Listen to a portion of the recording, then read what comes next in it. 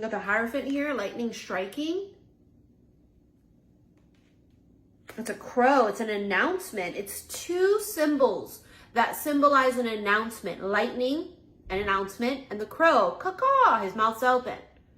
What have I said for years that they have said to me? They've channeled the crows announce it. The key is unlocking something. Something is being opened. It could be a possibility in a relationship because a Hierophant is a higher level of commitment. It's coming, it's coming. That's like what it's saying. There's a move that someone's about to make. They're about to strike. It's a big, bold, unexpected move. Oh my goodness, look at that. It's the Eight of Wands, but it's lightning again. It's a sudden epiphany. You have lightning in 1, 2, 3 cards so far. Now the Eight of Wands can be communication, but it's giving like it's something that breaks up the monotony.